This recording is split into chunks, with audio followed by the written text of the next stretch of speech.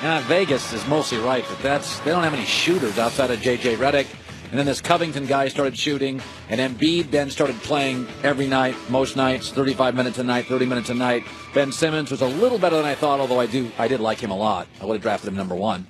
And all of a sudden you look up, and they're actually playing now. Last 10 games, they've beaten 7 non-playoff teams, lost all 3 to playoff teams. But in the end, they've got an edge. They're playing hard. Helps are in the East. A lot of bad teams, but they're all in. They listen to coaching. They're getting better. They've got 2 stars, and they got an incredibly bright future. Joel Embiid's been calling me out on social media.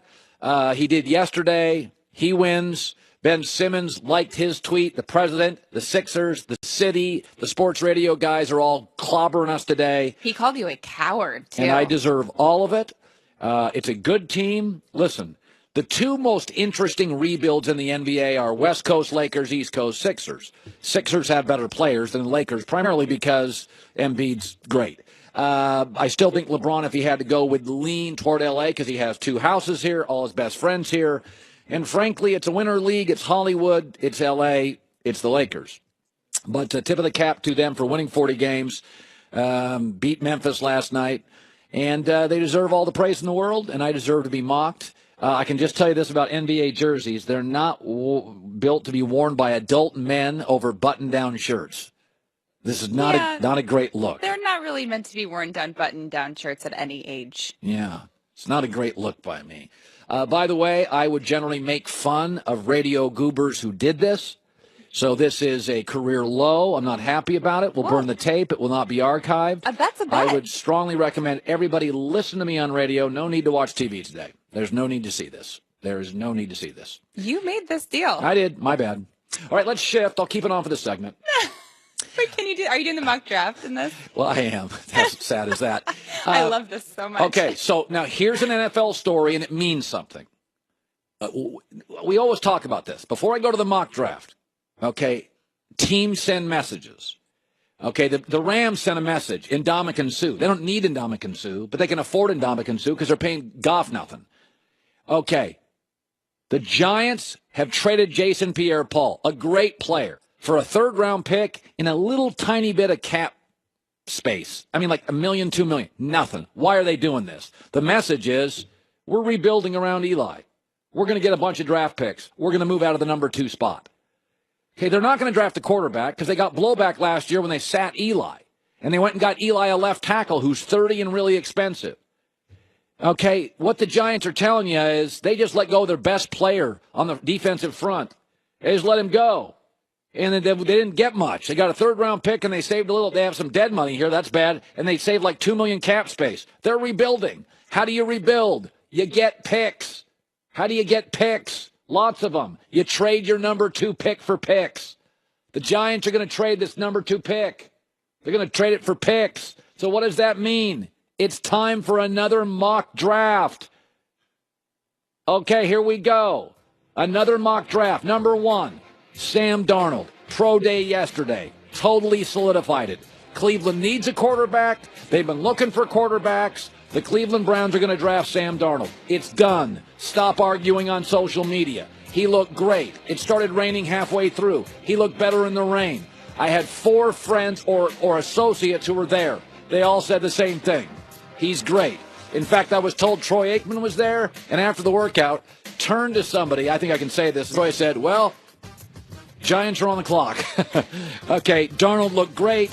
Big, sturdy, tough. Went 20-4 at USC with a bad O-line and some chaos in the program. Number 2. Here we go. Arizona is going to call the Giants and trade up because the Giants now are sending you the signal, we are rebuilding. We're getting rid of JPP, and we're not doing it for much. We're saving a little cap room. The Arizona Cardinals move up to number 2. They're the only NFC team without a quarterback. They are going to draft Josh Rosen, and they're going to give the Giants a bunch of picks, which is what teams want in a rebuild. That means the Jets, who just moved up about 72 hours ago, they're going to settle for Josh Allen, who's a bigger, stronger, more durable version of Josh Rosen. So I'm not saying Josh Allen, I don't think he's ready to start Rosen's ready to start. Josh Allen needs to sit in New York behind Bridgewater and McCown for a year. They're going to take Josh Allen, who has been the most impressive at the combine and most impressive in personal workouts. He looks like a baby Big Ben. You didn't see Big Ben play in college either. Okay, he was in Miami of Ohio. Big, strong, athletic enough. The two prototypes in the NFL for this kid are Paxton Lynch and Big Ben. If he's significantly closer to Big Ben, the Jets have a franchise quarterback. The fourth pick will be Cleveland. There were rumors they liked Saquon Barkley. They're going to take him here. Listen, they basically found a franchise quarterback and a home run hitter out of the backfield. This is going to be a good day in Cleveland. High-profile offensive guys from USC and Penn State. The draft Knicks are going to go crazy. The fans are going to go nuts. It's going to be a good day for the offense in Cleveland. They'll get Barkley with a fourth pick. Denver picks 5. I think they'd like a quarterback, but 3 of the ones they really like are gone. So I think John Elway is going to say, you know what? We got Von Miller. We're going to take the next Von Miller, Bradley Chubb. If you can get Bradley Chubb with a 5th pick, a pass rusher in the NFL, you take him. Because a lot of people think he's going to go to the New York Giants at 2. And I don't think he's going to go to the New York Giants, because when do you sell a house or a draft pick? When the value is greater to somebody else than to you. And if the Giants can get 3 or 4 draft picks, that's worth a lot more than Bradley Chubb. Broncos take him at 5. 6, Indianapolis. Lots of needs. The fastest rising guy in this draft is Denzel Ward. Now, Denver may take him as well. My Denver and Indy picks could be flipped here. It depends on where Denver goes. They just lost Aqib Talib. They may go Denzel Ward.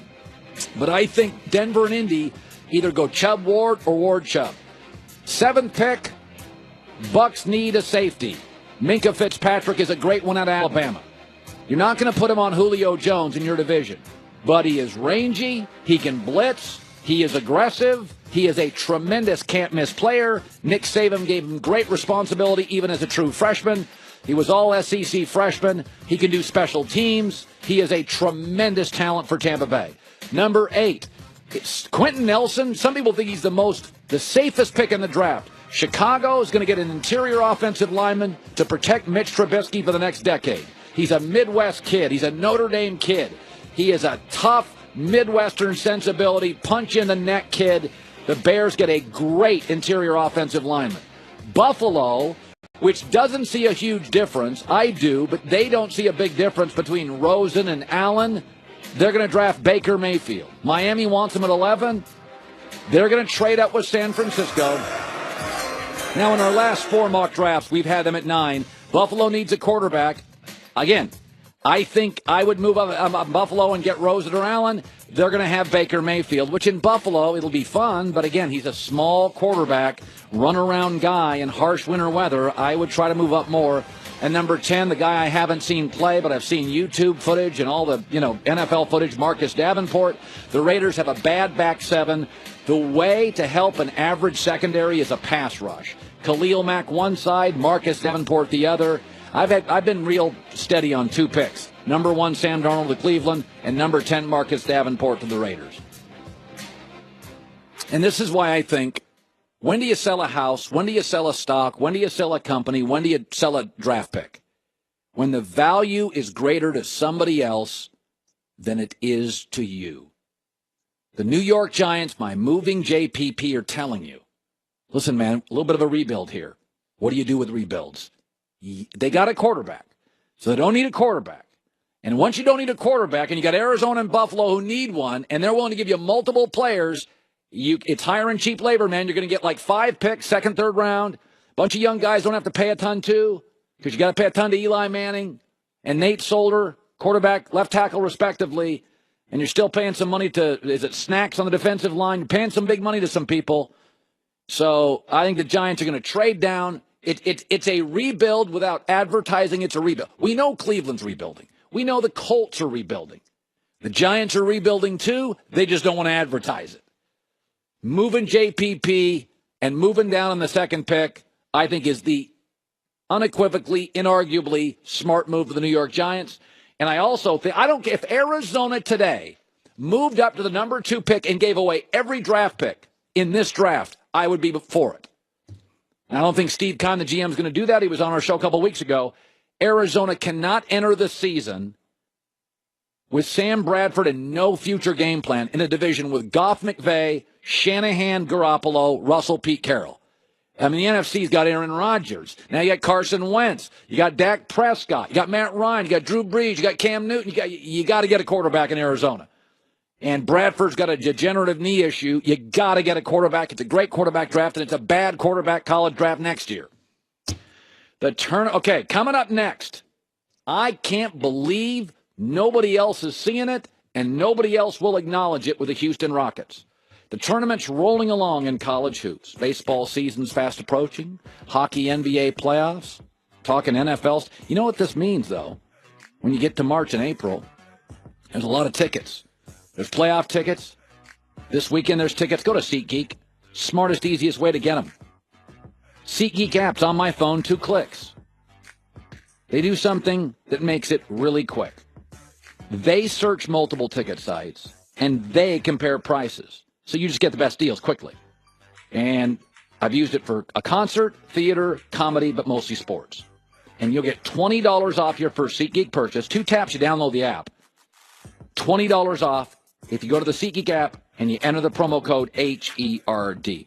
Listen, doesn't matter if it's last-minute sports tickets, planning a night out, you want a perfect gift. Tickets are a great gift, by the way. Concert tickets are a great gift.